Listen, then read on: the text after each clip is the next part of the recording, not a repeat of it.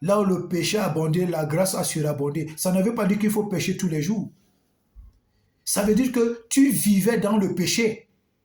Mais dès le moment où la grâce de Dieu s'est manifestée dans ta vie, tu as reçu Jésus. La grâce de Dieu doit surabonder en toi pour que le péché n'ait plus la capacité de te dominer. C'est ce que ça veut dire. Jésus n'est pas venu mourir pour valider la vie de péché. Jésus n'est pas venu mourir pour valider le péché. Il est venu pour détruire le péché, pour que le péché n'ait plus la capacité de nous assujettir. C'est pourquoi l'apôtre Paul a dit que est-ce que, parce que nous sommes sous la grâce, que nous allons vivre dans le péché? Lui-même a répondu en disant non. Alléluia. Ah oui. Donc, qu'est-ce qui va donc prouver aux gens que tu as le Saint-Esprit? Qu'est-ce qui va donc prouver? Ce n'est pas ta bouche en disant j'ai le Saint-Esprit. Ce n'est pas ça qui prouve que tu as le Saint-Esprit. C'est ta vie. Ce que tu vis. Le comportement que tu affiches. C'est ce qui va prouver si tu as le Saint-Esprit ou pas. Il y a des fruits qui doivent se faire voir. C'est pourquoi la Bible parle des fruits de l'Esprit. Quand tu regardes un manguier, aujourd'hui, tu vois les mangues vertes. Quand tu reviens après 3 mois, tu vois les mangues qui ont mûri. Qu'est-ce qui va te prouver que les mangues ont mûri? Ce sont les fruits que tu vas voir. Quand tu regardes un manguier qui n'a jamais produit, qu'est-ce qui va te prouver qu'il n'a jamais produit? Parce qu'il n'a pas de fruits. C'est exactement cela, le Saint-Esprit. Pour savoir que tu as le Saint-Esprit a des fruits. Et ces fruits doivent être visibles, doivent être en manifestation dans ta vie. Ce n'est pas le fait que tu dises j'ai le Saint-Esprit. Ce n'est pas le fait que tu parles tous les jours j'ai le Saint-Esprit. Ce n'est pas le fait que tu confesses tous les jours que j'ai le Saint-Esprit. Ça ne veut rien dire du tout. Ce sont les fruits. Dieu ne se répand pas de ses dons. Je vous dis bien que la Bible dit Dieu ne se répand pas de ses dons. Et Dieu dit à cause de l'amour de mon nom, j'agirai. Tu as une vie d'impudicité. Tu as une vie d'adultère. Tu as une vie de mensonge. Tu as une vie d'escroquerie. Tu as une vie de gigolo. Tu escroques les femmes. Tu trompes les femmes. Tu as une mauvaise vie. Mais tu vas continuer de bien prêcher. Tu vas continuer de bien prêcher. Tu vas continuer même, le Seigneur va continuer à délivrer, à guérir. Mais ça ne veut pas dire que c'est toi qui le fais. Dieu le fait à cause de l'amour de son nom Dieu, comme il a dit. Mais toi, tu es vide. Toi, tu n'es rien du tout. Dieu le fait à cause de l'amour de son nom. Comme il dit, à cause de l'amour de mon nom, j'agirai.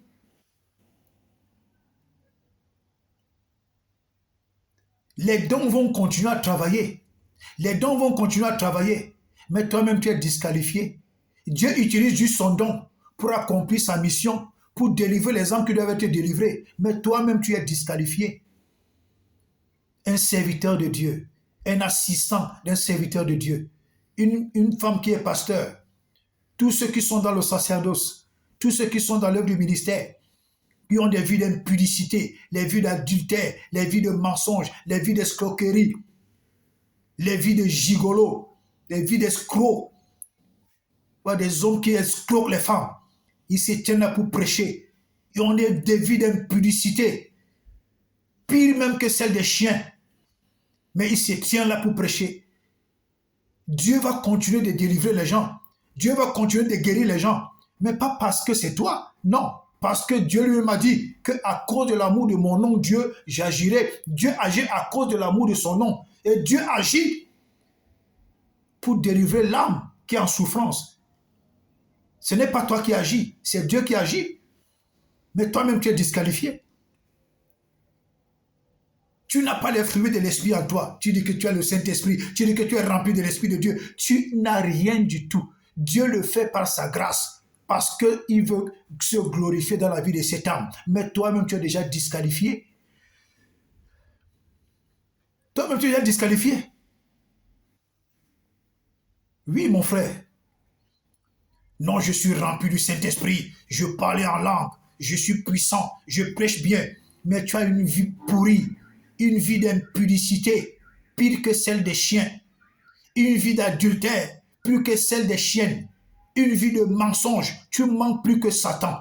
Une vie de gigolo, d'escroc. Tu passes le temps à escroquer les femmes. Tu passes le temps à duper les femmes. Tu passes le temps à faire du n'importe quoi. Mais tu viens te vanter que tu es puissant homme de Dieu. Tu n'es rien du tout. Dieu le fait à cause de l'amour de son nom. Mais toi-même, tu es disqualifié et il t'a déjà vomi. C'est pourquoi il dit, beaucoup me diront, nous avons prophétisé, nous avons guéri, nous avons fait des miracles. Qu'est-ce que Jésus dit? Jésus dit, je leur dirai, je ne vous connais pas, arrière de moi. Je ne vous connais pas, je ne vous ai jamais connu, voilà, je ne vous ai jamais connu. Sortez, arrière de moi, vous tous qui commettez l'iniquité. Donc tu peux faire des miracles, Jésus ne te connaît pas. Tu peux faire des prodiges, Jésus ne te connaît pas. Tu peux bien prophétiser, Jésus ne te connaît pas. Tu peux bien prêcher, Jésus ne te connaît pas. Tu peux avoir le parler en langue le plus puissant, Jésus ne te connaît pas. Tu peux avoir des rêves, Jésus ne te connaît pas. Tu peux faire des choses dans l'œuvre de ministère, Jésus ne te connaît pas. À cause de ta mauvaise vie. Jésus a chassé ces gens à cause de leur mauvaise vie. Donc, à cause de ta mauvaise vie, Jésus ne te connaît pas. C'est pourquoi je dis souvent aux gens, faites attention. Les paroles de Jésus étaient très simples, mais très puissantes. Jésus dit, je connais ce qui m'appartient. Je connais ce qui m'appartient. Toi-même, tu connais ta vie. Toi, assistant pasteur, tu connais ta vie. Toi, pasteur, tu connais ta vie. Toi, cette femme qui est pasteur, tu connais ta vie. Toi qui es apôtre, bishop et consort, vous connaissez vos vies. À cause de votre mauvaise vie, Jésus ne vous connaît pas. À cause de votre mauvaise vie, Jésus ne vous connaît pas. À cause de votre mauvais évangile, la façon dont vous expliquez mal la grâce pour amener le peuple de Dieu à pécher, Jésus ne vous connaît pas. Et ainsi vous amenez certains chrétiens dans la même situation que vous pour que Jésus également puisse les ignorer. Non, le Saint-Esprit a des fruits. Le Saint-Esprit a des fruits.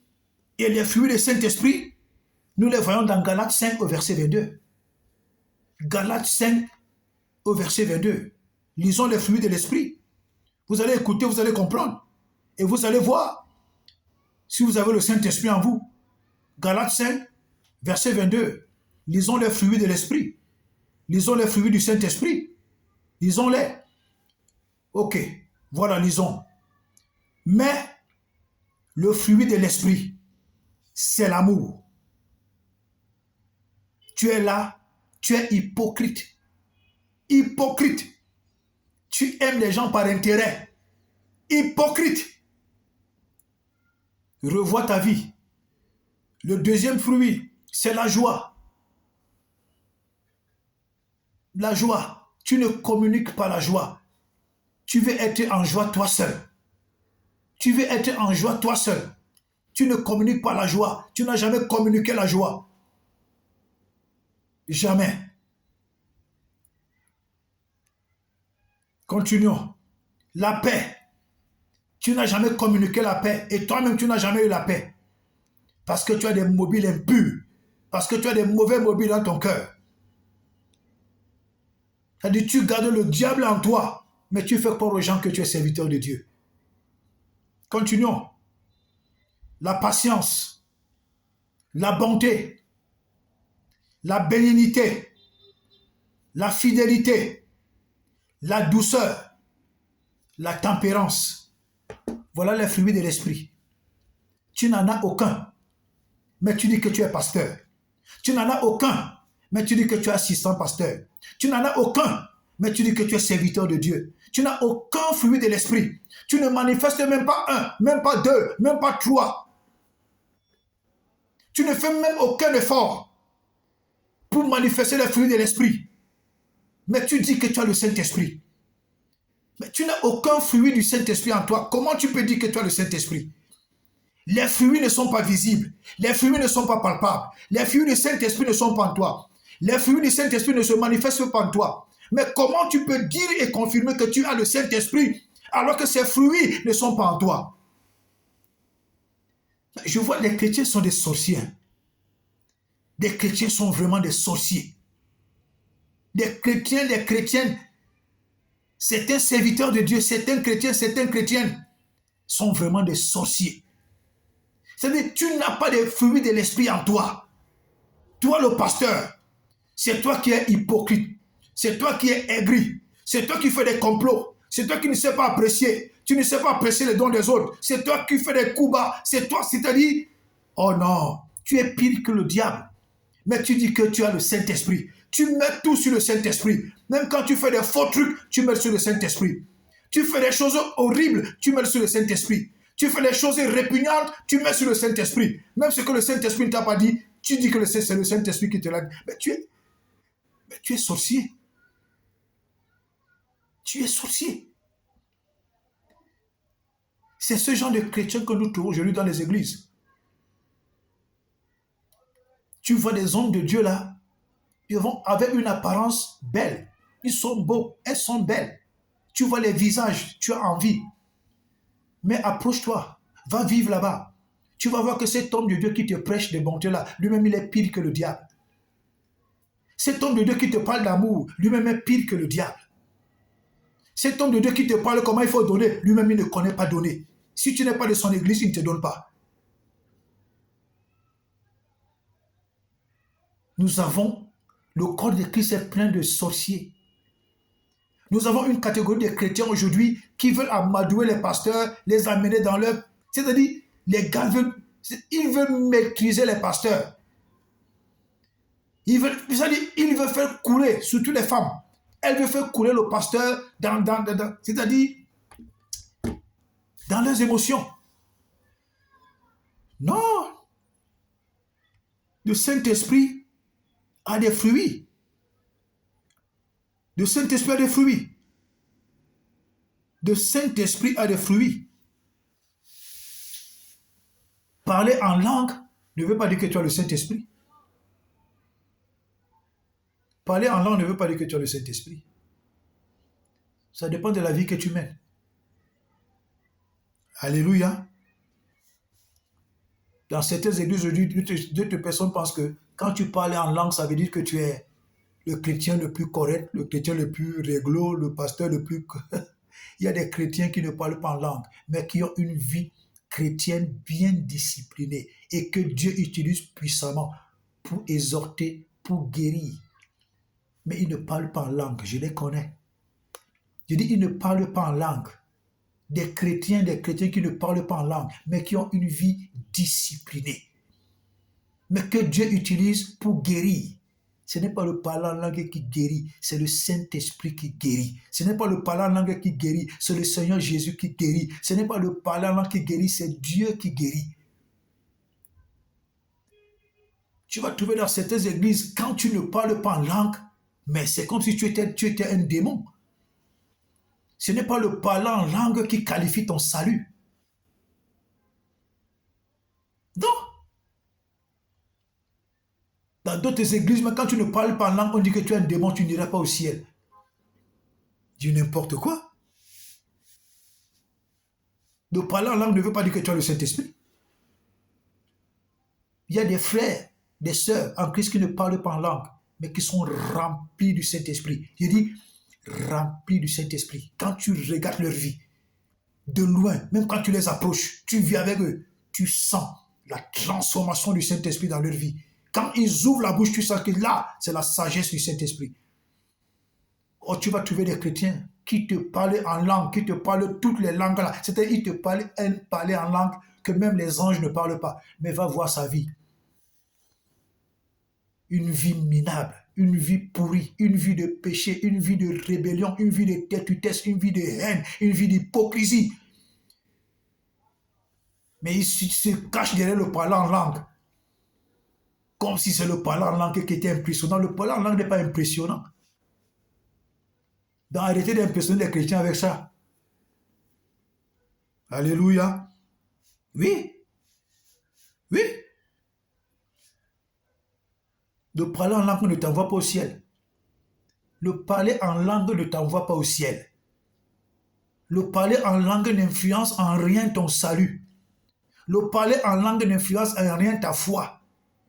Je dis et je répète, je connais des chrétiens et des chrétiennes qui ne parlent pas en langue, mais qui sont remplis du Saint-Esprit. Tu regardes leur vie, bien disciplinée. Quand ils ouvrent la bouche, Tu sens que la sagesse du Saint-Esprit qui sort de leur bouche. Donc on a pu le parler en langue pour en faire une histoire d'honneur, pour en faire une histoire qui ne mérite même pas d'être. Juste pour essayer d'impressionner des mal affermis, pour essayer d'impressionner des nouveaux convertis, pour essayer d'impressionner des gens qui sont mal enseignés. Je comprends pourquoi le Seigneur pouvait dire « Mon peuple périt faute de connaissance ». Quand tu n'es pas enseignant, on va t'impressionner. Quand tu n'es pas enseignant, on va te duper. Quand tu n'es pas enseignant, on va te tromper. Oui. Quand tu n'es pas enseignant, on va te malasser dans n'importe quelle sauce. On va te manger avec n'importe quel condiment. Ah oui? Alléluia. Alléluia. Bien-aimé dans le Seigneur. Il n'existe pas de faux Saint-Esprit. Ce sont des hommes qui sont faux. Ils veulent entraîner le Saint-Esprit dans les faussetés. Il n'y a pas de faux Saint-Esprit. Quand tu commences à faire les choses fausses, le Saint-Esprit t'a déjà lâché. Il t'a déjà lâché. C'est pourquoi la Bible dit, n'attristez pas le Saint-Esprit. N'attristez pas. Quand tu commences à l'attrister, il va te laisser, il va partir. Il va sortir de ta vie. Il va s'en aller. N'attristez pas le Saint-Esprit. Et il y a des choses qui attristent le Saint-Esprit. Les œuvres de la chair. Lisons les œuvres de la chair. Ce sont les œuvres de la chair qui attristent le Saint-Esprit. Et lisons-les. Dans Galates 5, à partir du verset 19. Lisons à partir du verset 19. Or, les œuvres de la chair sont manifestes. Ce sont l'impudicité, l'impureté, la dissolution, l'idolâtrie, la magie, les inimitiés, les querelles, les jalousies, les animosités, les disputes, les divisions, les sectes, l'envie, l'ivrognerie, les excès de table. Est-ce que tu écoutes? Voilà les choses qui attristent le Saint-Esprit. Donc ça veut dire que quand le Saint-Esprit voit qu'il y a ces choses dans ta vie, le gars s'en va. Hein? Il s'appelle le Saint-Esprit. C'est un gentleman. Il ne cohabite pas avec les œuvres de la chair. Non. Donc il n'y a pas de faux Saint-Esprit. Il y a des faux serviteurs de Dieu qui peuvent amener le Saint-Esprit dans leur fausseté. Non. Impossible. Alléluia. Impossible. Impossible.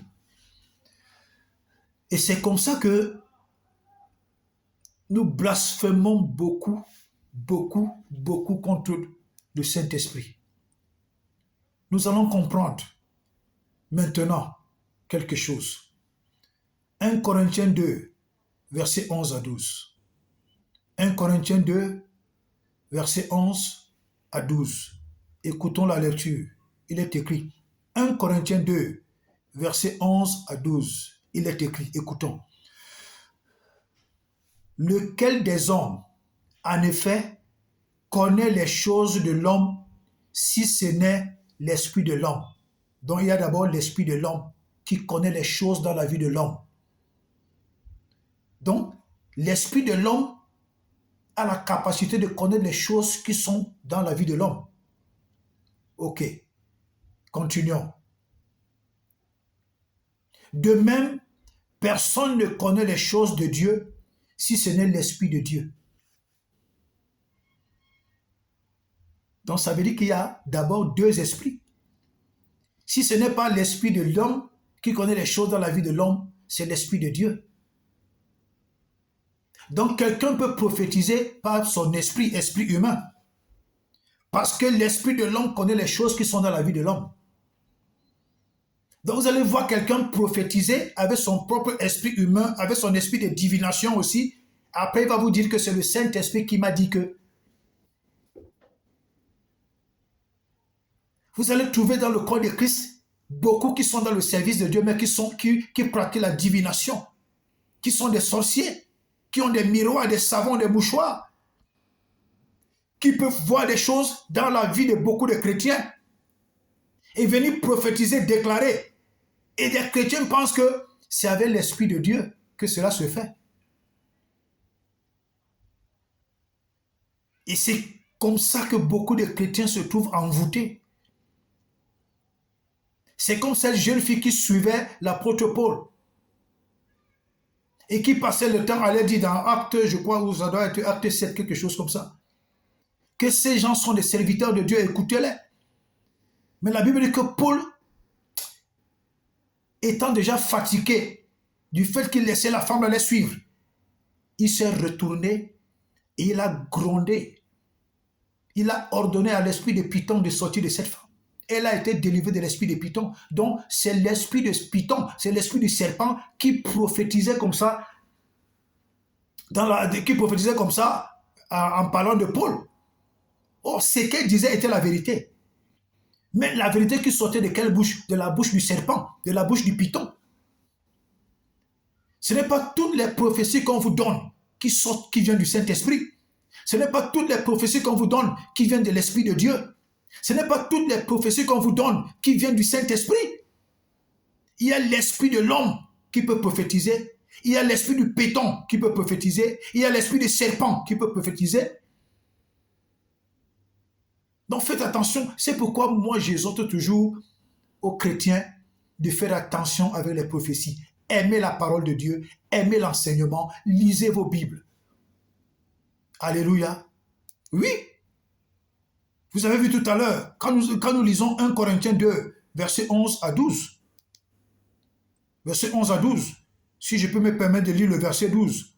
Or, nous n'avons pas reçu l'esprit du monde, mais l'esprit de Dieu, l'esprit qui vient de Dieu, afin que nous connaissions les choses que Dieu nous a données par sa grâce. Donc ça veut dire que il y a 3 esprits qui dirigent le monde et 3 esprits qui influencent l'Église. Il y a 3 esprits qui influencent l'Église. Il y a 3 esprits qui conduisent les hommes dans le monde. Il y a d'abord 1, l'esprit de Dieu. 2, l'esprit de l'homme. Et 3, l'esprit du diable. Écoutez bien. Réalisez et méditez bien 1 Corinthiens 2, versets 11 à 12. Il y a l'esprit de Dieu qui prophétise. Il y a l'esprit de l'homme qui prophétise. Il y a l'esprit du diable qui prophétise. Dans une église où on ne craint pas Dieu, dans une église où on ne prêche pas la vérité, dans une église où il y a du désordre, dans une église où il y a du n'importe quoi, n'importe qui dit n'importe quoi, n'importe quel moment, là-bas, c'est soit l'esprit de l'homme qui prophétise, soit c'est l'esprit du diable qui prophétise, soit c'est l'esprit du serpent qui prophétise, soit c'est l'esprit du python, en tout cas l'esprit du diable ou l'esprit de l'homme. Mais dans une église où on craint Dieu, où le leader et les conducteurs impactent le respect de Dieu, impactent la crainte de Dieu, enseignent la vérité, amènent le peuple de Dieu à respecter Dieu, à avoir les regards fixés sur Jésus, là-bas, c'est l'Esprit de Dieu qui prophétise. Là-bas, c'est l'Esprit de Dieu qui parle. Chrétiens, l'Esprit de Dieu ne parle pas partout. Sortez de cette ignorance. Sortez de cette bassesse spirituelle. Sortez de cet enfantillage spirituel. Vous mettez des émotions partout, surtout les femmes. L'Esprit de Dieu ne prophétise pas partout. Oh, bon sang, mon Dieu.